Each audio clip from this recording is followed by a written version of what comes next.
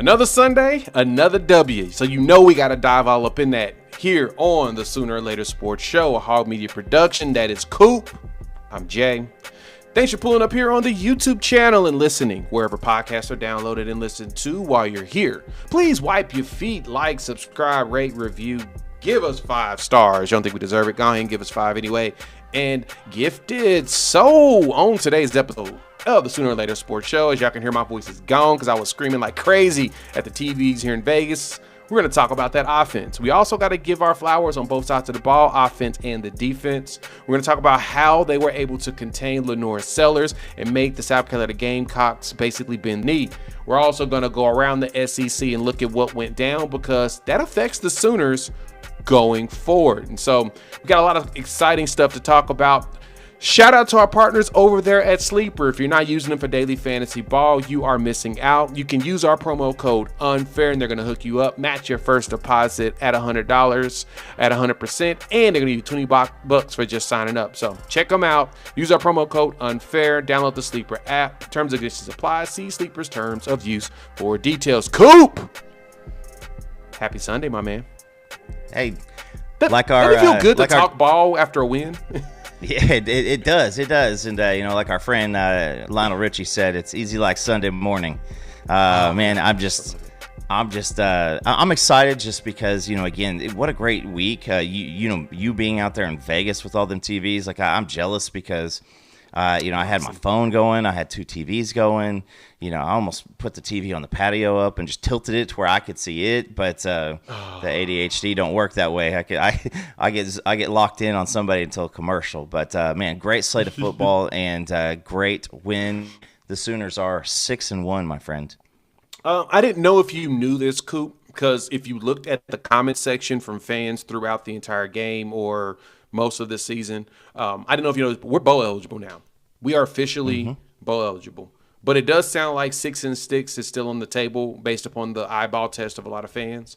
So I'm guessing we should probably just prepare ourselves to go 6 and 6. I'm not preparing myself to go 6 and 6. I'm preparing ourselves to actually go past the win total for the season. But I digress. We are 6-1. I say one drive doth not a season make, and one drive doth not a game make. Like, yeah, some of y'all need to hit the relaxy taxi because, man, it Take is. A Valium or something. I know it's no caffeine. I don't know what you need to do, but man, it's crazy. Listen, man, we all get disappointed. Like first drive, you got some feelings, but listen, I always go back to I think it was the 2003 Big 12 championship game against K-State. We ran the field, marched right down, went up 7-0. And I thought, all right, we're about to rout K-State, go to the Natty. We did not score again that game. Moral of the story. Yeah, I know, right? One drive does not mean the whole game is going to go that way. One way or the other. You could look successful and then fall on your face. You can look like garbage and then come out and just run it. So, man, just keep it down. Hey, it's okay. Simmer down. And we're pointing this out because this is a lot of stuff we told you all that we probably would see this year. Yeah, I'm tooting my horn, tooting Coop's horn as well. He thoroughly enjoys when I toot his horn. Mainly because we had a feeling that there were going to be some things that were going to hit us. The one thing we did expect, though, the defense was going to be good. Like the defense statistically was going to be better than statistically last year. And I said it was all because the offense was going to give you competency.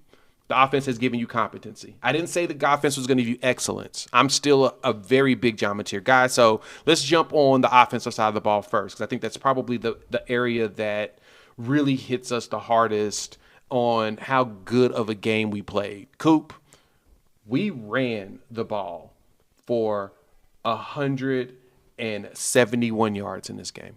Tory Blaylock gave us 100 yards rushing, 19 carries, 101 yards, and a touchdown. And then we got some healthiness from X.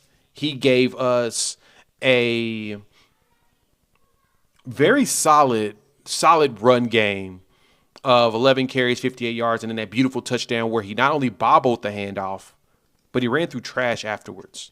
That was That It was was just something. good. But that's what you need sometimes. You're gonna need your running backs to have the ability to make people miss. Wait, didn't we talk about this? Like how we would love our running backs to make people miss and Yeah. go. Like Tory did it too. Like and the one thing that I want to say, and I'm gonna pass to you because I really want to get your thoughts and what stats you ran across on this is twofold. One, Tory at one point was like 7 carries for 76 yards to start the game. Secondly, we had been, like I said, we talked about him on the learning how to break tackles, learning how to make people miss, running through trash on occasion.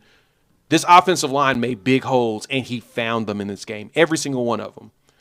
His dad, I remember seeing Mr. Blaylock post a tweet out that you need to let the offensive line play some bully ball, let them be bullies out there. They were bullies in this game.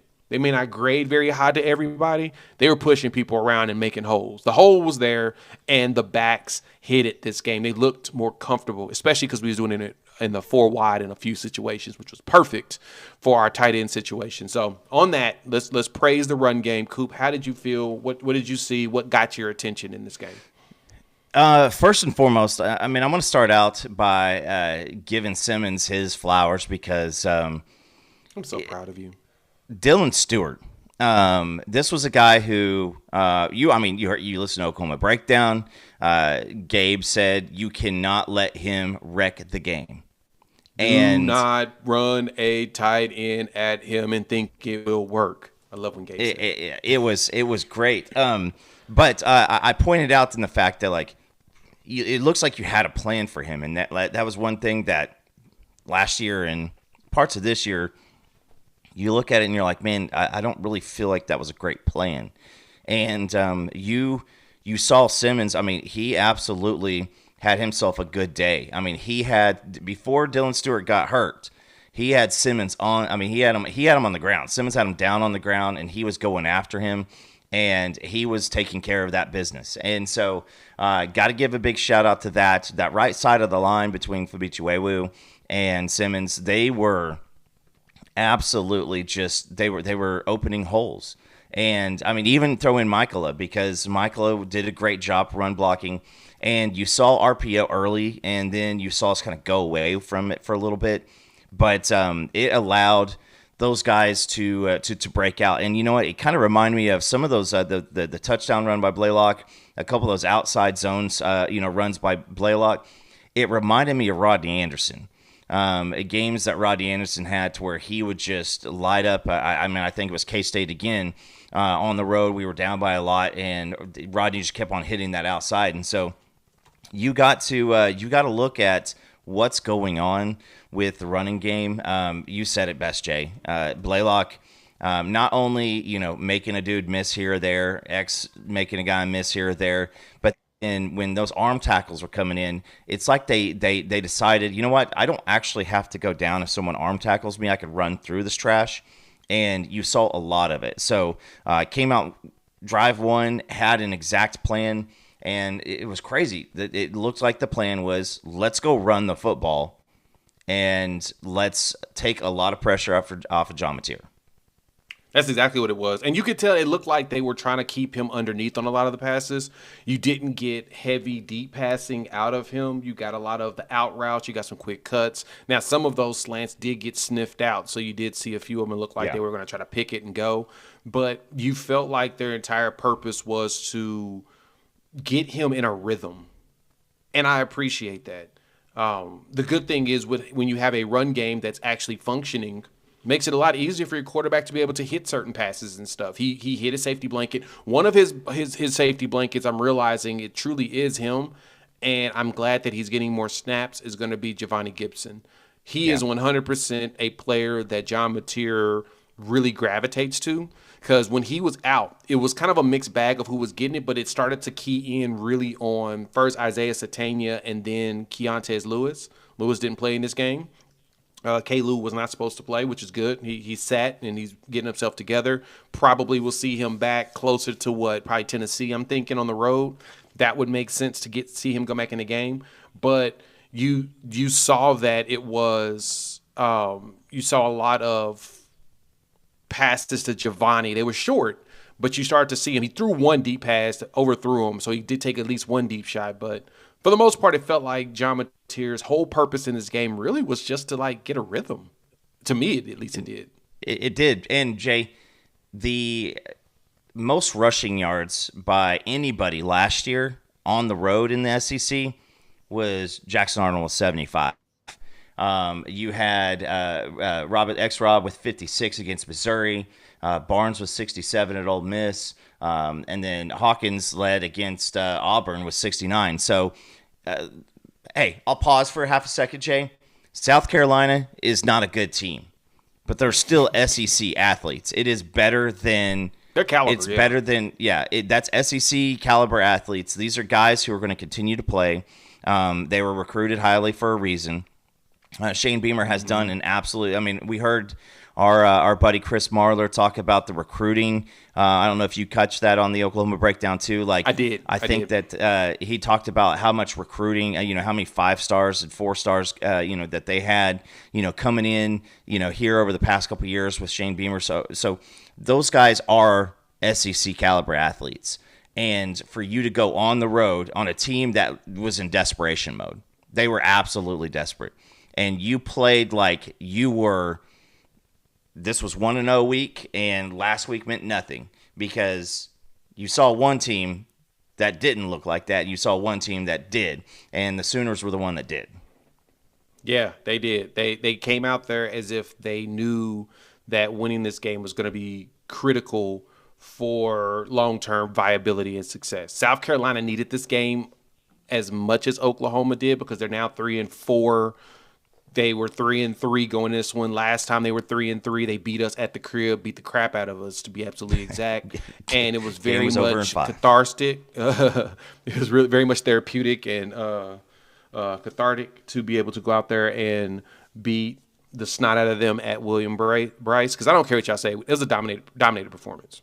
We dominated this game, and it should have been a shutout. It should have been. We'll talk about that on the defensive side and how stinky that was. But no, I was there was a lot of really good plays in this game that I enjoyed. Satania catching a pass. I like that he did the in and then he did the foot chop and he went back out, did the in and out. The in and out, he went in, chopped his feet, came back out, caught it, and come across. And the best part was, again, this kind of goes even into respect of how excited we are or about the run game was they were making people miss. Deion Burks made dudes miss and get extra yards. Satania had some yak. He made dudes miss and got some yards.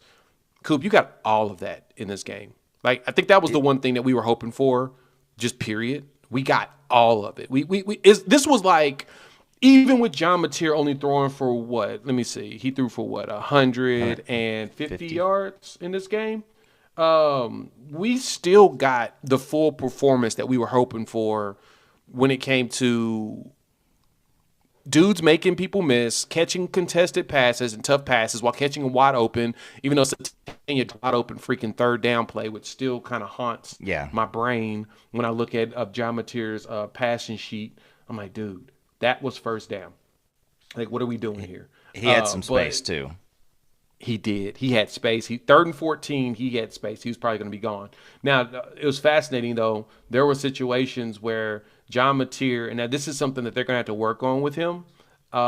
He spreads the ball well, but he does not spread the ball well in concession, right? Like consistently. Let's put it like that.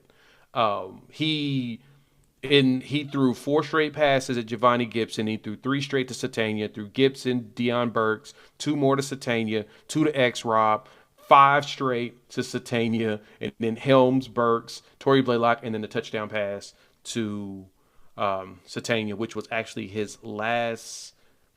one of his final passes of the game.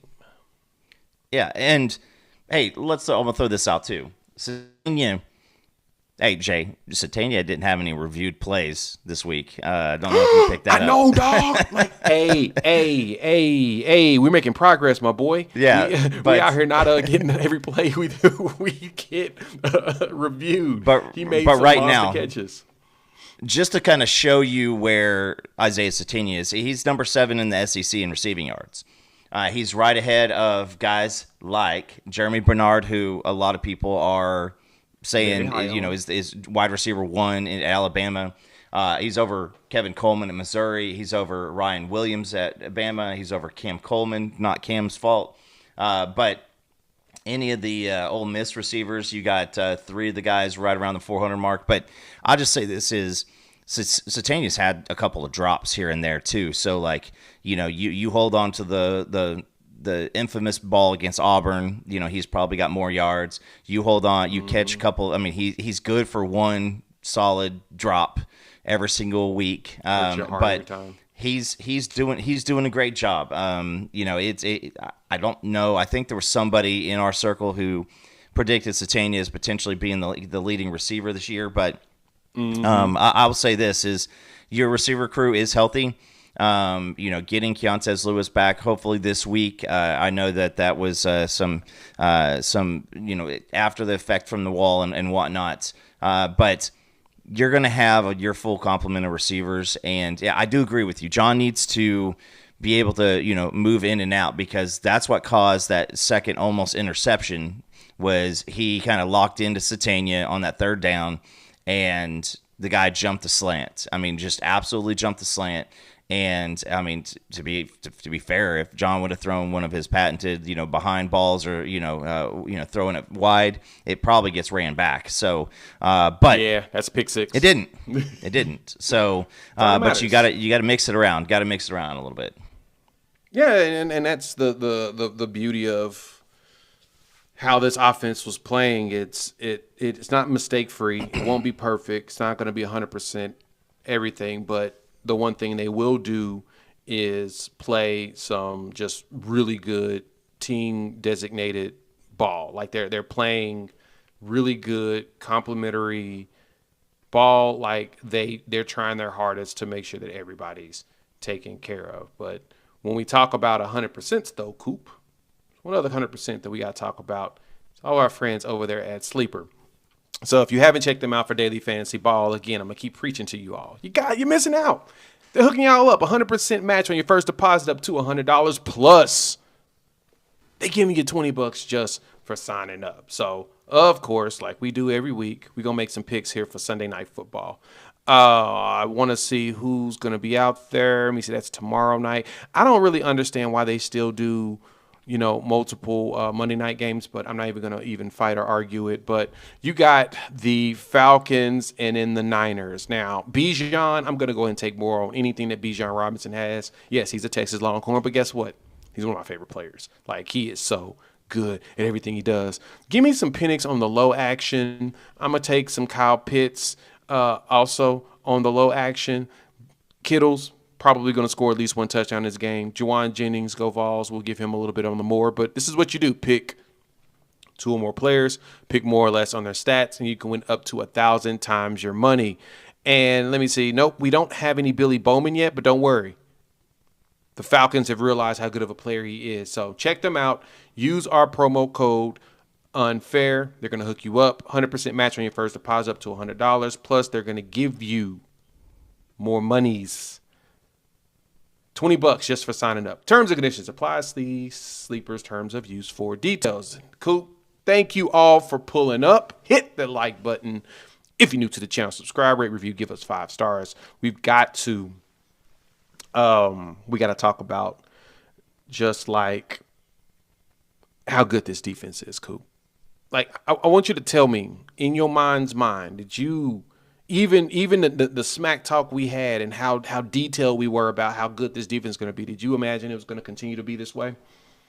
The caveat is up to this point, right? I think that some of the stronger teams you still have coming up against your schedule, but Fair. You are the best defense in the country. I mean, that's what I can say is when you look at the Oklahoma defense, it's not like you're seeing balls just thrown wide. You're still not seeing a load of turnovers. And so they are really, really good at throwing you off schedule. That is what everything about the defense is created off of, is throw you off schedule. I think at one point South Carolina had a 3rd and 38. 3rd and 38, dog. All because of sacks and defense. Yeah, you've seen a lot of other things, and let's be honest, Jay. There were holdings and stuff that weren't called. We could get into that here in a second, but as of right now, you look at OU, number 2 in the country in points allowed, number 1 in the country still at yards allowed, and we heard the bend but don't break. Who is it? It's got us beat, unfortunately. Who was that? Ohio State still? And everybody thinks that their defense is good. 4 points. Yeah, they got us beat by like 4 points per game, which is crazy. Yeah, and they threw a shutout, which that kind of dropped them by a point, and we gave up a touchdown, so it raised us by a point. So you look at everything. Sacks, you lead the country with 28 sacks. You lead the country with 75 tackles for loss. And so when you throw a team, out of schedule, it changes your game plan. It's the old adage, everybody's got to play until you get punched in the mouth. Mike Tyson, gets credited for that, but that was said before him. This defense it is absolutely. You do what listen. You could say like, okay, well, yeah, you haven't played some of the best teams on your schedule. Every single team that we're playing, we're holding them 100+ yards, below their average. We're holding them, multiple points below their average. In conference play, what you've given up, let's see, you're 23 points on defense for the last 2 games, and then was it 17 for Auburn, and not even all the points that we've given up have anything to do with our defense. So that's what's crazy about it. So you got this defense who's coming out, and everybody knows that what this defense is. You see how it affects their game plan and trying to be super, super careful with the ball, getting the ball. That first drive by South Carolina, that was a tip of the cap to Brent Venables in the defense, because he was drop out, drop out, drop out. Everything was going, and it's demeaning when it's over and over and over and over again. Lenore Sellers is probably going to be a first-round draft pick at quarterback. A lot of draft experts have him pretty high up there. He's got that big size. He's got an arm, but around him, he has to be the hero every single game in and game out. And you saw even in this game, we had 6 sacks. I think we could have had 4 or 5 more, but Sellers is just a freaking superhero. I would like to point that part out, and I know some fans would probably not like the fact that we are willing to say it that way, but that's exactly what it was. We should have had probably 10 sacks in this game total. We couldn't get 10 sacks because Lenore Sellers is a monster.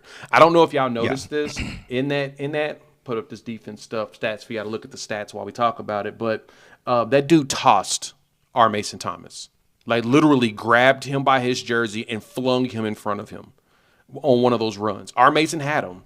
He was about to grab him, and Lenore said, "Rah!" And you just saw the dude fly.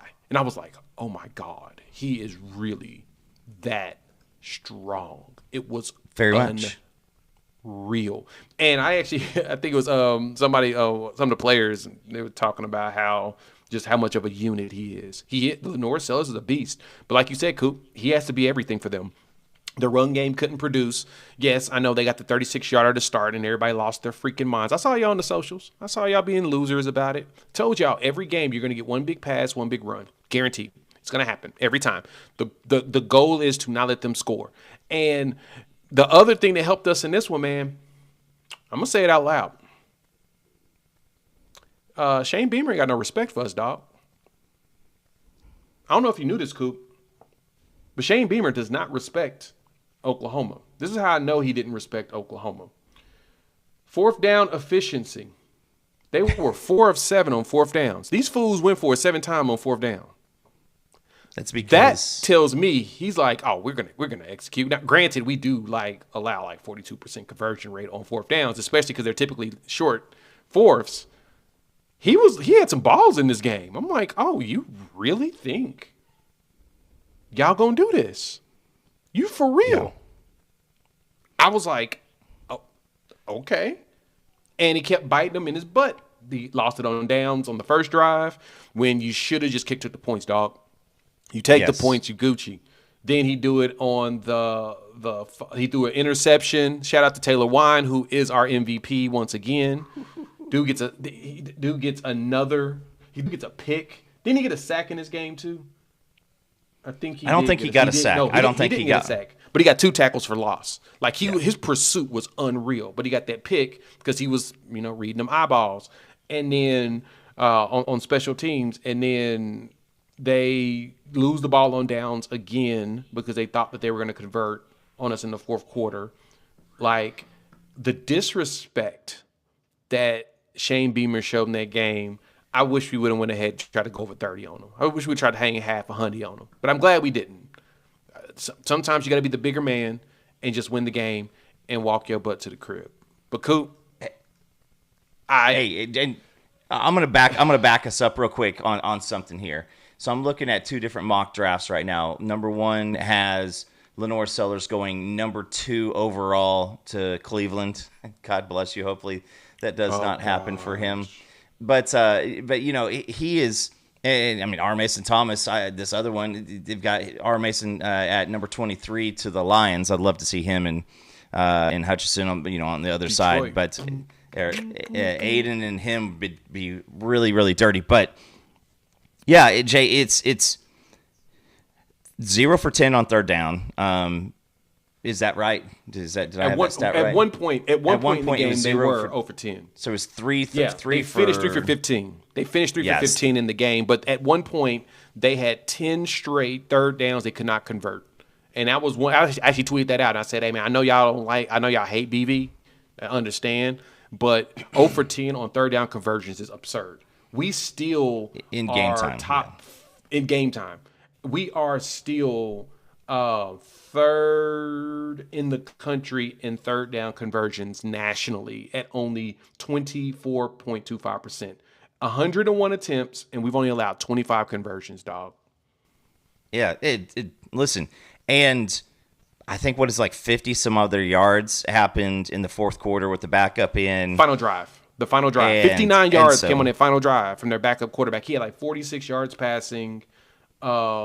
And they had like 8 yards rushing or something like that on that drive, dog. The final drive. So you take away 59 yards from the 224 they got in this game because we had like our third stringers in and we were being just as lazy as them. Coop, this is an under 200-yard game. Probably the first time we did this to a actual Power 14 ever since like Kansas back in like 2012. Yeah, there was a stat about that. Yeah, there was a stat about that a couple days ago. But listen, let's do individuals here real quick. We already gave Heim his shout out. Kendall Wine. Daniels, best. Yes, Taylor Wine, not Heim. The Kendall Daniels show came out. Kendall Daniels had himself a great game. I know that if you pulled up the stats, I think he had, let's see here, 6 tackles, 5 solos, and a sack, and 2 tackles for loss. 2 tackles for loss. I didn't realize he had a sack. It was, I think it was earlier in the game. It was on one of the scrambles, and he caught Lenoris before he got up close to the line of scrimmage. But Kendall Daniels, Jay, do you have any pictures of Kendall Daniels by any chance? God, let me see if I can find a picture of that man. You find up that one. Actually, I used it as the picture for when I put up my morning after, but I'm about to post this up one more time so y'all can actually see this. Because when I saw the eye black, I was like, you didn't do that. You didn't do that. You did do that. Oh, my goodness. He said pest control on his eye black. But, yep. But let's see here. Hit of the day, I think potentially in the SEC, came from our boy Reggie Powers, the third. These officials, and again, we'll get into the officials later, but man, the dude just literally, I mean, it's now rivals Kendall Daniels' Michigan hit because, I mean, he absolutely. I was actually in the car going to soccer at this point, and so I got to hear the radio play by play, and Toby Rowan said, "Dude, literally separated his soul from his body on that one," and of course, flags come flying in. you knew that it was going to get pulled back because you looked everywhere and everybody was kind of giggling and laughing. But Reggie Powers III, hit of the day. I mean, absolutely just depleted, the wide receiver. And it was beautiful to see because Reggie keeps on getting these opportunities where he doesn't have the great angle for just one of those monstrous hits, except for when he's like blitzing on a sack. But he got that one. I think my favorite thing about that hit that Reggie Powers got is it just reminds us how hard of a hitter he is, because anytime he hits someone, it looks like it's a very violent car accident, and you have to penalize him for it. Like, it's like you have no choice. It's like, no. That was not legal. How is it not legal? I don't know. But something about that wasn't legal. There's got to be a law against that hit. And I'm just saying that was... Throw the flag. Throw the flag. Why? I don't know. It felt like he needed to throw the flag. The dude hit him that hard. It can't happen like that. and I don't know if you noticed laws against it. The playback on it. Guess who's in the background? Just like looks of amazement was his buddy Boganowski on the sideline. Oh yeah, and Boganowski was like, so it's like I said, it's demeaning when you're off schedule. There's bets. Yeah, it's demeaning. When you're off schedule, your whole offensive play sheet, you just flip away from what your plan is and you look for something else to do because the plan ain't working. And South Carolina, I mean, their offensive line is banged up, and it doesn't help with Lenore Sellers literally like snap, take off running. Like it was bad. Their offensive line is in very, very bad shape, but you still got to do it. We saw last week, Texas came up with a plan. They were able to stay away from the defensive line for the most part. But when you have the tackle for loss numbers and the sack numbers and it's spread out amongst everybody, it's just great to see. G Baby is another name that I want to throw out because his get off on some of these plays. Oh my gosh. Him and Stone. I wish there was an assist for the defensive lineman, because if there was an assist stat, him and Stone would have, almost every single snap, they affect the play before the play gets going.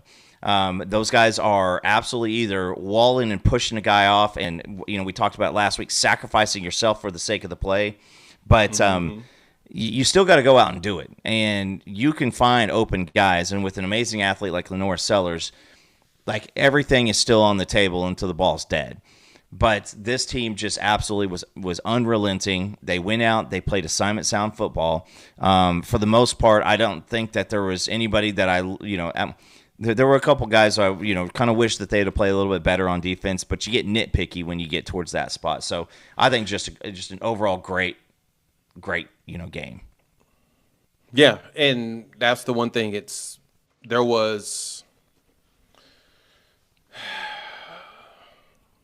There's so much that we can praise in this game, man. There's so much. Like there was some bad, like that touchdown, and we're gonna. You know what? Let's do it. I've decided to add a segment, Coop. We're gonna add a segment starting now. We're gonna file our grievances. I feel like grievances deserve to be filed. We're gonna definitely do that. Before we do that, though, shout out to our partners here over at Sleeper. Again, if you're not using them for daily fantasy ball, you are 100% missing out. If you use our promo code unfair, they're going to give you $20 just for signing up. Plus, they're going to match your first deposit up to $100 at 100%. So if we decide to go ahead and make a few more picks before we get up out of here, I got a few more still lined up. Let's go look at Monday Night Football. Bo Nix, let me see, Baker Mayfield on Monday Night Football. So, and this is my favorite thing. This is my favorite part of the app. When you look at the stats, you can actually go through and see how they've performed over the season. You can look at their news. You can get all the stats and info you need in order to be able to make the right picks or whatnot. So look at Baker. He's missed out on some of these numbers. Detroit's going to be a tough one. So, nothing against my guy. I do think he throws a touchdown, but I think he does go less than his normal yards because Detroit's going to bring a rush. Now, the question is, how healthy are the Lions? Well, we're going to find out. So, check them out. Promo code unfair. 100% match on your first deposit up to $100. Plus, they're going to give you $20 just for signing up. Terms and conditions apply. See Sleeper's terms of use for details. Coop, we are back. Thank y'all for pulling up. Hit that like button if you're new to the channel. Subscribe, rate, review, give us 5 stars. Coop, got this one for you. We're going to file grievances going forward because I feel like we should. I think we should write a very sternly written letter to the SEC for the officiating on behalf of our team, just like everybody else does when they complain about the ref. I'm half kidding on that because, again, I like to remind every single one of you that listen. If you haven't listened to me, I will tell you, do not let the refs dictate your success. Do not let the refs take away your joy and happiness. Why? Because this happens. So that touchdown drive was absurd. The one pass interference on Harding, I can see it. That actually wasn't a pass interference, though. Let me pull that back. That wasn't pass interference. That was defensive holding because he did pull him before the route was ran. That was a defensive hold. 100% agree.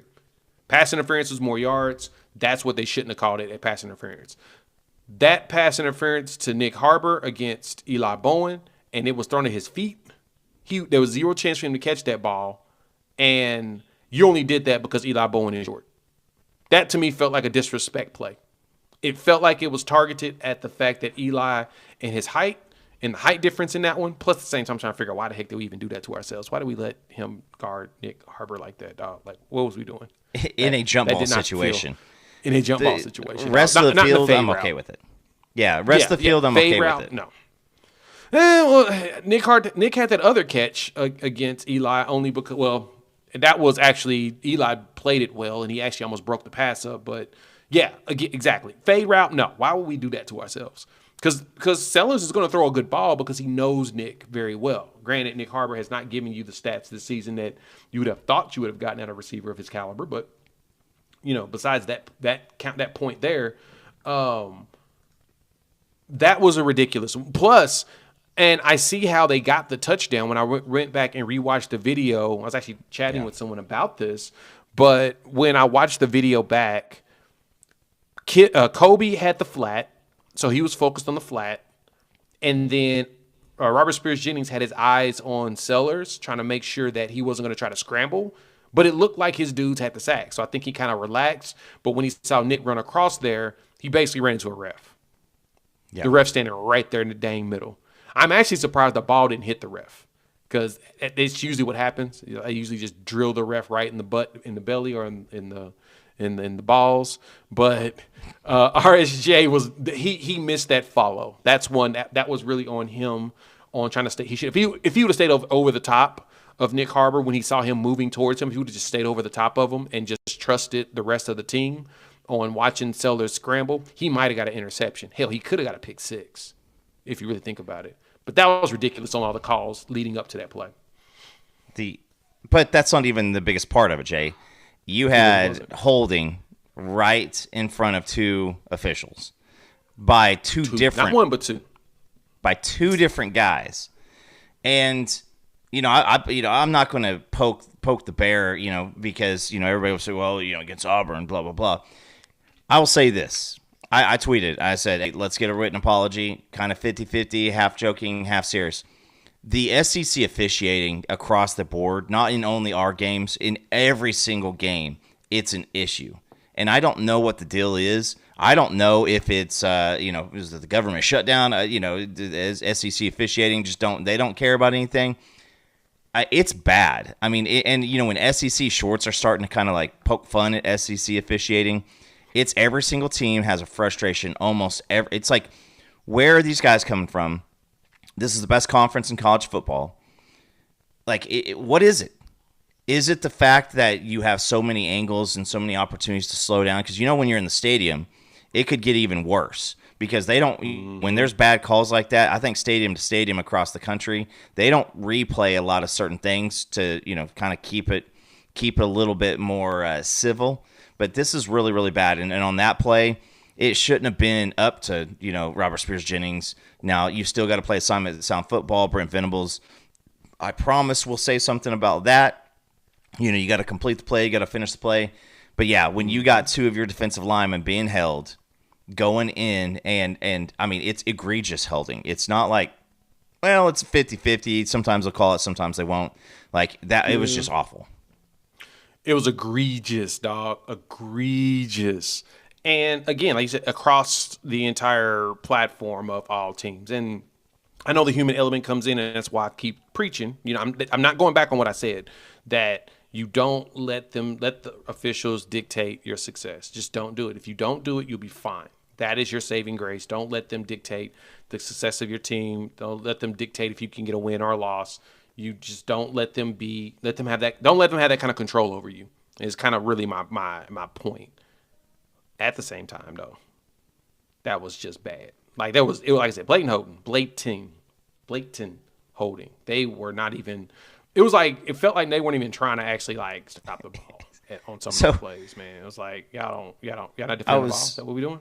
I was doing my rewatch, and my daughter came in and sat with me, and sometimes I tell her when I'm doing the rewatch, like, hey, listen, I need you to not be in here because I don't want the questions. And I was like, I'm actually going to invite the questions.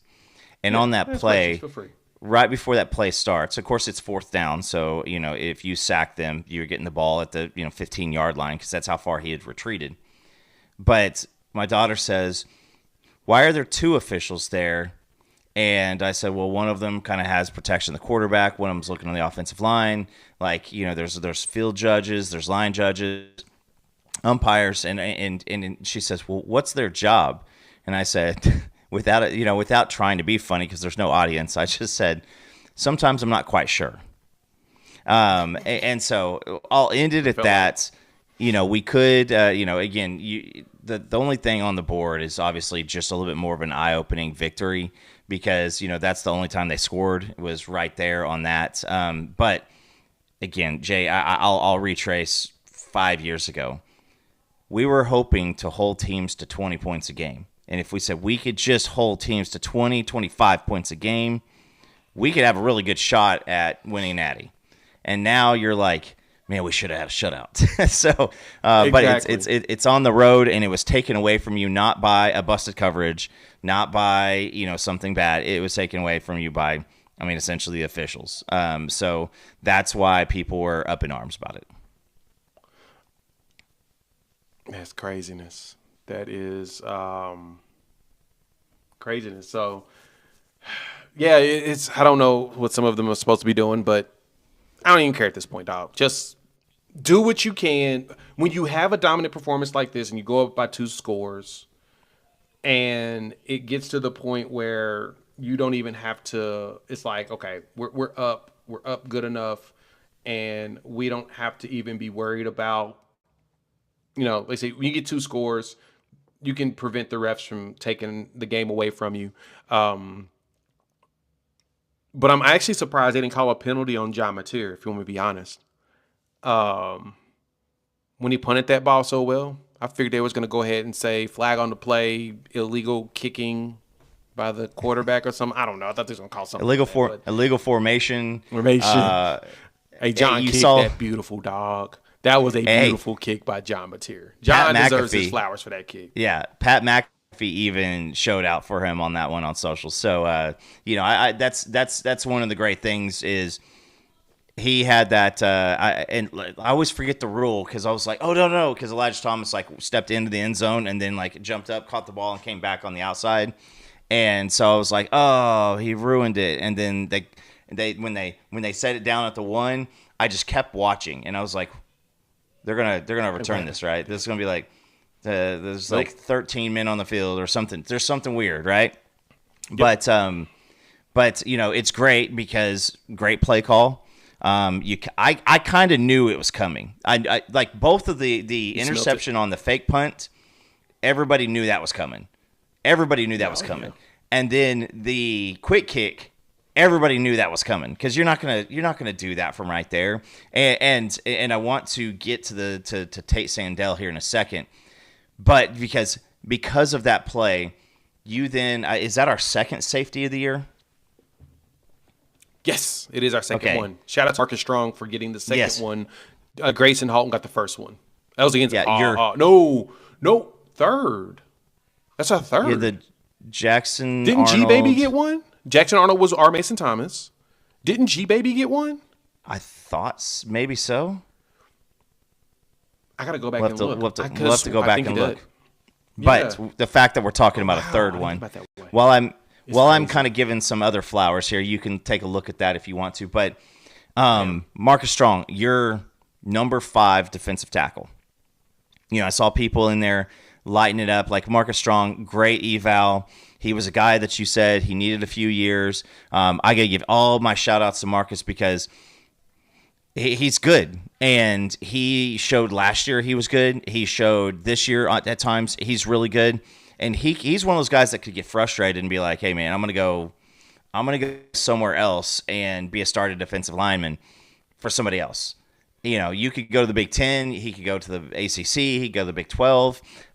He could go somewhere else, and he stuck around. And he believes in the program, and so I'm really, really happy that he got that flowers right there because he looked pretty excited too. He's going to play a lot next season. Just keep that in mind. Next year, he's going to play a lot. Him and Stone are going to rotate like crazy because remember, G Baby and Dom are gone, so there's a very good chance he plays a lot next season. But yeah, that was so great. No, so G Baby got just a fumble return for the touchdown. He hasn't got a safety. It was just R. Mason Thomas, and now it is Markus Strong. But this is did he get one last? He didn't get one last year. That was G Baby that got the safety last year. But anyway, yeah, the fact that we did that's just crazy. That leads me into this is, obviously from right there, you got a chance at a big, long field goal. And so let's give it up. The special teams had some and it had some wow, right? So the interception, that was a wow. Mm-hmm. The field goal kicking, again, Tate Sandell, just an absolute nails. Stud. Nails in the SEC so far. Nails. Were they both 50? He had the 55-yarder. Today, he's had another 55-yarder. I mean, he's putting it right between the sticks, and I mean, I thank you, Tate. Thank you very much. Now, Grayson Miller. I don't know if somebody voodoo dolled him earlier in the game. He was bad early in the game. And some of the coverage on special teams was kind of off at certain points because, I mean, we gave up 55 yards in punt returns, a long of 31, especially after last week. So special teams, we need you to get back on your game. Grayson, I don't know what's happened with you. And now he did have I think he had a long of 50. I mean, he averaged 39.3 yards, but one of them was like an 18-yard punt. So. Yeah, and it's not like it was a short punt because you were pinning him in type of a situation. But he did redeem himself. That's what John Mateer does. Yeah. Well, he was an absolute – I mean, he was an absolute stud every game up to this point. So, I mean, we just got to hope that, maybe it was little yips from that Texas punt return. But special teams, I give you like a B- on the day. Just because the interception play, the quick kick, and obviously the field goals. Yep. Field goal. Yeah, shout out to Sandell is 3 for 3 from 50+ so far with a long of 55. 2 55-yarders. He had one against Kent State and then this one against South Carolina. So he's that leg is working, right? He's only missed one field goal all season, 92% completion percentage, 12 out of 13 on his kicks. Service flowers. Yeah, Miller was stinky. And I'm just going to think that it was because it was the State Fair in the backdrop. And that just threw him off thinking that he was playing against Texas again. And it was just a bad week. So I'm going to let it slide. Let's go around the league real quick because I just received a text that by the time y'all hear this is probably going to already be official. But somebody's probably going to get fired today. So let's see what does that look like. Thank y'all for pulling up. Hit the like button if you're new to the channel. Subscribe, rate, review, give us 5 stars. Let's go around the league real quick, Coop, because everybody's what happened in SEC play affects us. A&M, of course, gets the dub of Arkansas last minute. Very good game. Fun stuff. Georgia, Ole Miss. That was a whew. Coop, that was a whew. That was a game. That was a game. Like, back and forth. Like, just like, it was like no defense in that game. It was craziness. Listen, Arkansas's shown that they have the opportunity to be good at offense. Taylor Green is really good at what he does. This was at their crib. Their coach, just got the can. I will say this is there's a lot of teams up here that we're supposed to be really, really good at defense, and you see some of the numbers that are thrown up there for yardage, for points, and everything like that. And you start kind of wondering. And A&M is one that I think is absolutely fraudulent. They still have an inside track to go to the playoffs. Obviously, that's silly to say that at undefeated, but they're going to have some bigger games coming up. And if that's like, you got to look at Georgia.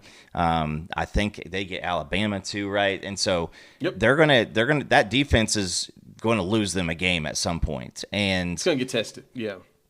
And Arkansas's defense. They got two straight. Excuse me, I'm sorry to interrupt, but they got LSU at LSU. Then they go to Missouri. Then South Carolina comes to them, Samford, and then they got Texas at Texas to end the season. So, I mean, they're going to. I would hate. I mean, listen, they're playing pretty good. They've obviously got a little bit of the easier schedule. But they can score some points.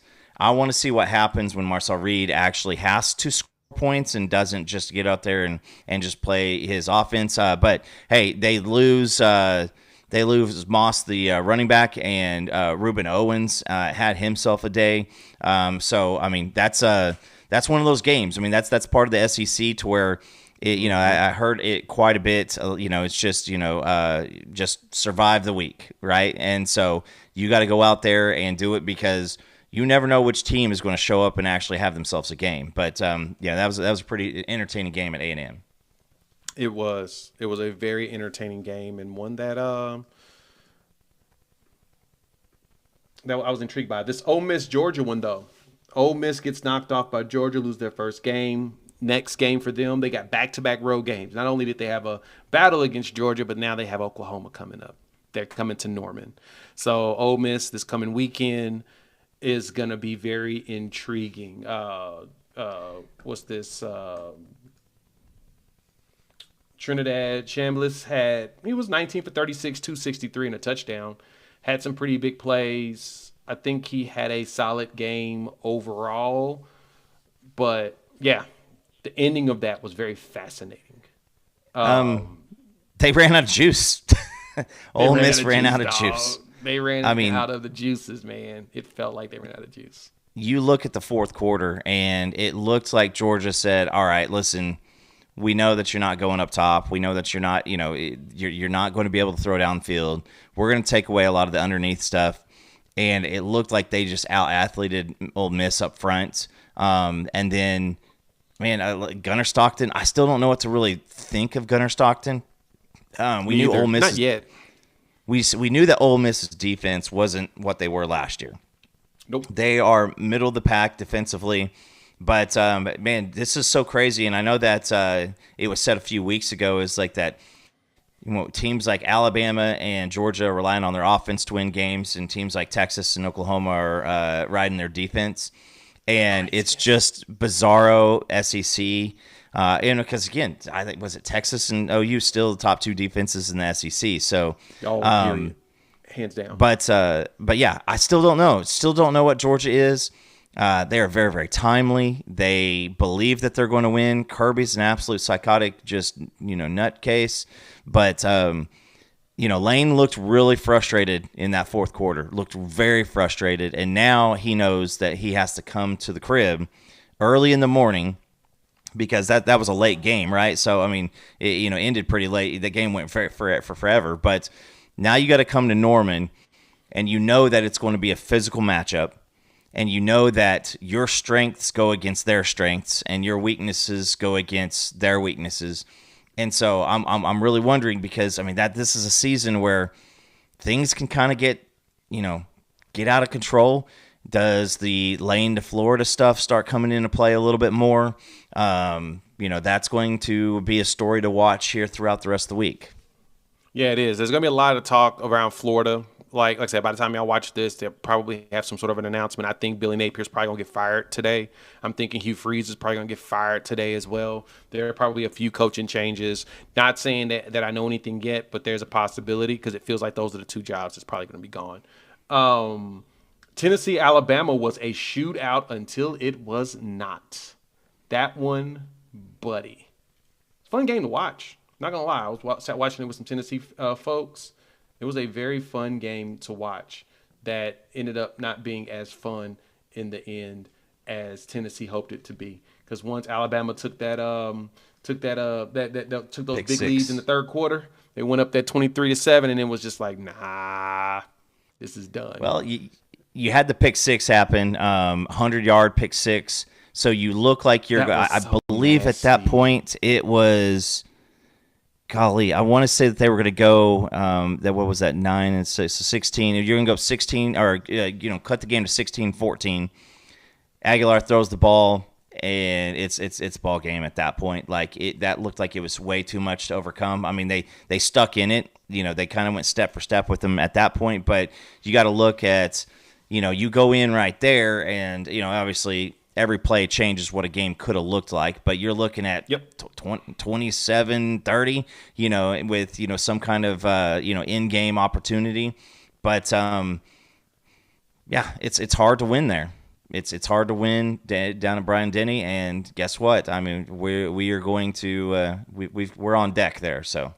Yeah, we're going to be on deck there playing at that stadium. It's going to be a fun one.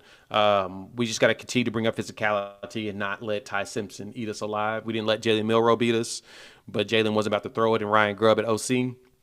You can tell he's a difference maker. Ty Simpson is looking like a borderline Heisman caliber dude. Like, he's playing some really good ball. He's throwing some good passes. He's putting the ball in the right spots. But, man, Bama's struggling in the run game, dog. They don't really have anybody running the ball. Where Tennessee, Deshaun Bishop is showing that he's like one of the best backs in the conference, if not in the country. He's giving you all of that. Okay, LSU, Vanderbilt's fascinating. I think LSU's cooked. I think they're done for the year. By the time we see them, I don't know who's even going to be the coaching staff. Just going to keep it a buck. I don't think they fire Brian Kelly.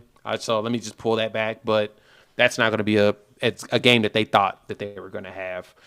Vanderbilt is for real. I think the SEC now runs through them. Just get the jokes out now, because Vanderbilt is for real, Coop. Diego Pavia, for any ish talk that anybody wants to have against him, he's a dude. Period. Yeah. Hey, listen. He had mistakes in the red zone, and that's going to be his issue against Bama. He had a couple nears this past week, but I will promise you this.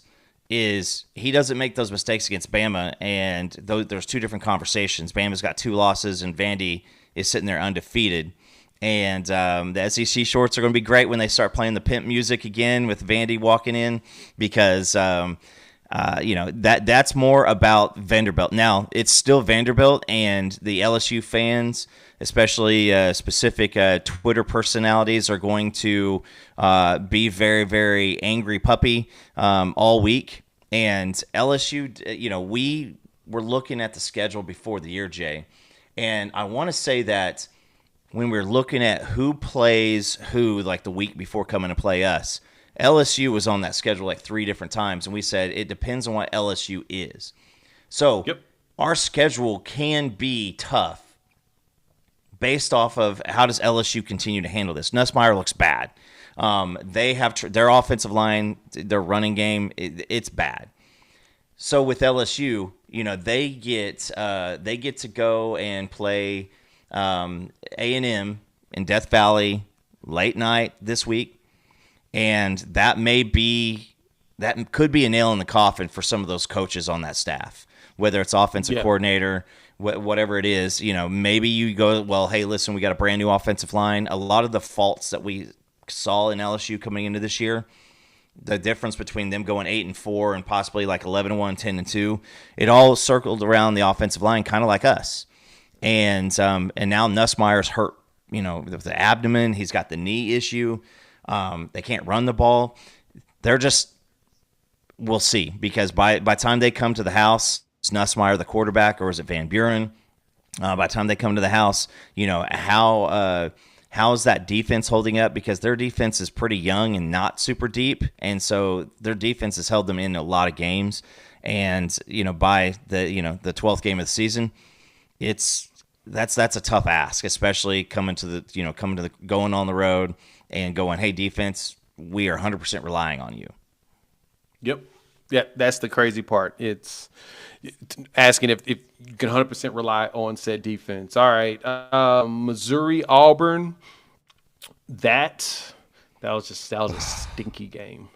Overtime, just stinky. The fourth quarter in overtime, Jay. There should be like an overruling deal to where somebody can come in and go like, nobody deserves to win this game. Yeah, that's just like this. It's a tie. It's a tie. Nobody deserves to win. And Auburn's offense, I'm sorry, Jackson. That boy's scared to throw the ball. He is scared to get rid of the ball. Yeah, he did throw a pick finally. Interception. Finally. So I felt like we cracked the seal. I saw your tweet. First one, 300 some odd pass attempts. But dude's also been sacked. He's also been sacked about 1,100 times. So he really has been. He's been on his back most of the game. I mean, 5 sacks in this game. What do you feel if you're Cam Coleman, you're Singleton? How do you feel if you're those guys? That you're really good. Cam Coleman's one of the best wide receivers. Well, Coop, I mean, if we're being honest, man, based on the mindset of the Auburn boosters, they're 5-2. They're good. They just got to continue to chuck it out and possibly go ahead and win. Right? They're 5-2. They're good. That's probably what the locker room feels, right? Jay, I was saying if they get to OT, maybe the offense for Auburn would look good. Both of their OT possessions went backwards. I mean, they had to kick a 50-yard field goal attempt at the first OT, and homeboy coming back from the Crohn's disease, just bad spot for him. He kicked it about 46 yards wide right, but their offense, the last part of the fourth quarter, Auburn's, and the overtimes, it was offensive. It was awful. And that's why I think that Hugh Freeze probably doesn't have his job for their next game. But shout out to the Auburn defense. Auburn defense is legit. I mean, they're holding them in there. And Kendrick Folk, he's also going to be a top 10 NFL pick. I mean, he was literally trying to win the game by himself as a defensive lineman. And he did. I mean, that's a tough ask, bro. Even as good as they played, they gave up 343 yards, 250 in the pass, only 91 on the run. Auburn's defense was out there. And, Auburn outgained Missouri. The defensive efficiency wasn't that great. 8 for 17 on third, which isn't awful, but it's also not good. You want to keep them under 40%. They were just under 50. Auburn wasn't really converting, 6 for 16 on thirds. But, yeah, it wasn't a – and they even got 2 interceptions, right? They even get 2 picks out of this game. So I really thought that Jordan-Hare was going to be able to pull this one off for them, the voodoo there. But, man, it was nasty. Let's wrap it up with this one, though. Jay, I want to finish out. Drink. Man, you are a dork. They kicked that field goal at the end of the first overtime, and he comes running out looking for the cameras for the press, for the post-game interview. And if I could say if there's anything that's ever been very Eli Drinkowitz, that was Eli Drinkowitz. That was it. You didn't win this game. You just were there at the end. Somebody left early. So, yeah. That's so bad. That was so bad.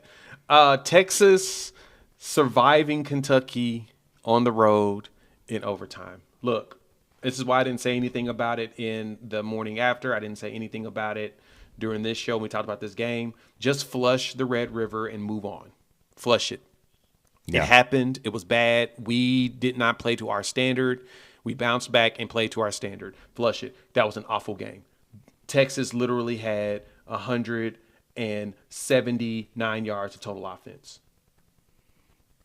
Arch 12 for 27. He missed 7 of like 8 passes. He did not bounce back against Oklahoma. They just had a different game plan. Sark has BV's number, unfortunately. Sark is basically BV's version of Gary Patterson for Bob Stoops. The coach that figures it out and gives him hell every time he plays them. That's basically what it is. It's just going to be what it is. I'm sorry. Like, every coach has their kryptonite guy. Like, Mac Brown's kryptonite was Bob Stoops. That was, you know what I'm saying? Like, every coach has a coach that just gives them, it's just a thorn in their side. BV's been struggling with Sark since Sark was over there at BYU.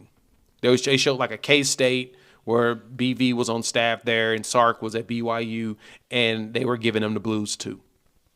I'm just going to go ahead and just stop even caring that much in that capacity and just I have more of an understanding of, Sark just is a pain in his side. Now, we get our offense together. I think the defense will continue to do their job, because that's the thing that keeps failing BV in that Red River is the offense. It's not the defense. It's been the offense. The defense at some point just quits because it's like, dude, we ain't going to be able to win this game. Let's get out of here. So get out of here healthy and go home. Texas was ass in this game. This was a terrible game. Terrible.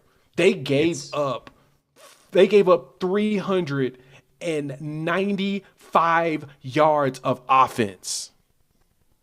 To Kentucky. And they weren't able to muster 200. This is a very lucky deal. Texas made the plays to win. It is what it is. But you're taking a now 2-4, 0-4 SEC team, another coach, to where if this was anything, if this school cared about football in one little iota, we were talking about Mark Stoops probably being gone too. Yep. And I don't want to hear shit about it was on the road in the SEC. Like, listen, man, we're just let's call it what it is. Like, this was a team as front runner for the national championship. Arch was supposed to win the Heisman. Everybody on our side was pointing out, like, hey, but what about the offensive line? Hey, what about the receivers? Hey, what about Arch not looking good against anybody with a pulse last year? Listen, he's bad. And Texas is in a spot to where you can't do anything. And I don't want to hear crap about, well, it's a new offensive line and new receivers, and that's why he can't. Like, listen, there's a lot of freshman quarterbacks, like the dude out there in Cal. He is getting his butt lit up lit up on the like almost every single snap. He can complete a pass. And so, but Texas, with those narratives and everything, you thought that, like, could we bench Jackson Arnold last year? You thought those narratives were really, really dangerous and explosive. You can't bench Arch. You're riding with Arch, and I don't know what's going to happen.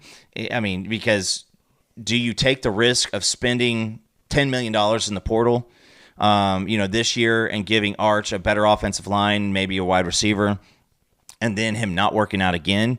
Or, he's skipping balls like he's, filming YouTube videos for like a stone skipping out on a lake. Like, it's ugly at times. And that's the most That's the most frustrating part about it, Jay, is kind of like Jackson Arnold, because I think they're the same dude. With Jackson Arnold, you see a pass and you're like, but that's why he was a 5-star quarterback. You see a play and you're like, that's why he was a 5-star quarterback. And it's the same thing with Arch. You see a pass like the out of the end zone one last week, and you're like, that's a freaking NFL caliber play. But I promise you, the Arch train, it's not going to ride into the NFL. I don't think any GM in their right mind is going. Maybe you had the Cleveland Browns are always out there, but I don't think any GM is going to be like, that's a guy that we can draft in the first, second round. He's going to see a drop, and they better hope that the Cleveland Browns don't get froggy and go ahead and pull that trigger, because I think that's what's going to happen, dog. Cleveland Browns going to pull the trigger and take him. And the glazing will come out because it's a Manning, and it's not, and that has nothing to do with Arch. It will be just like coming in this year. It's a media thing that can cause attention, but that's a bad game. And now they go to Mississippi State. Wait, is that game at? Yep. the Cowbell Land. Yeah, it's at Cowbell Land, and then they get Vandy at home at Georgia. So here in these next 3 weeks, we'll find out. Are we wrong? Are we haters? Or is everybody right? Because, I mean, the Twitters were also lighting up like, can we just be honest with Sark right now? They want Caldwell. They want the backup already. And shout out Eddie Radosevich, because he said it. At some point in the season, people are going to be calling for the backup quarterback in Austin. And it's began. Yeah. Yeah, we are performing. The Red River really, I mean, listen, it's done. It's history. But it really just refueled the delusion around Texas. And it's, listen, man, like I said, next 3 weeks. What is their schedule? Let me give you a date, Jay, because I think by November 16th, we all know what's going to happen because they go to Georgia. So at Mississippi State, Vandy at home, and then to Georgia. I mean, Kentucky's such a bad team that we don't even like talk about what Kentucky has for the rest of the year, and like, nobody. It doesn't matter. They're looking for Rupp Arena to get kicked off. They are waiting for basketball. Oof. Yeah, that's exactly what they're saying. Hey, what is this football thing? We never heard of it. We're going to focus on what's important in our lives, which is basketball. So, all right. Thank y'all for all pulling up. Well, last one? No, I really don't care Florida. about Florida and Mississippi State. No, not really. Well, I guess we should go ahead and give them a little respect. Shout out to Brennan Thompson as well as Anthony Evans, former Oklahoma commits and players. Jeff Lebby got his players back, and Dolph, they put up numbers. Both of them had 100 yards receiving in this game. Really good. I was hoping Brennan had like 170, right? Yeah, dog. They were balling. I was hoping that they would pull it out, but they did not end up pulling it out, unfortunately. Let me see. What was the numbers in this game? You had Brennan had 155, Anthony Evans had 107, Shapen threw for 324. Like, they're doing everything they need to do to win these games, and they just cannot close them. Oh, I mean, this was a period 2-10 team last year, and they're in games. And, you know, unlike like an Auburn where you're just holding on for your loss, like Mississippi State's putting themselves in a, opportunity to win. Florida's defense still is pretty good, and they're the reason why they won the game. That running game, Jaden Ball, because Lagway, once again, no touchdowns, 2 interceptions. It's ugly. It really is. And so if they do pull the trigger, I mean, after a win, if they pull the trigger and they can Napier, that affects this Ole Miss game this week. And that's just one thing that it's going to, because until it's done, it's a talking point. Fair. Until it's done, it's a talking point. Now that's actually a very, very good point. I'm pointing that out. Let's see what happens with Florida going forward. I don't know. Feels like Billy Napier, they said he was going to get fired this weekend, win or lose. He won. He's probably fired by the time y'all see this. So thank y'all for pulling up. Hit the like button. If you're new to the channel, subscribe, rate, review, give us 5 stars. Shout out to our partners over there at Sleeper. If you're not using them for daily fantasy ball, I promise y'all missing out. Use our promo code UNFAIR. They're going to hook you up, match your first deposit at 100% up to $100. Plus, they're going to give you $20 just for signing up. Terms and conditions apply. See Sleeper terms of use for details. Me and Cooper will be back on Wednesday. I fly back home Wednesday morning. We'll be back Wednesday night. Probably go live if Coop does not have any other things to do. We'll go live. We'll talk ball in preparation for Ole Miss over the weekend. We'll chop it up soon. Peace.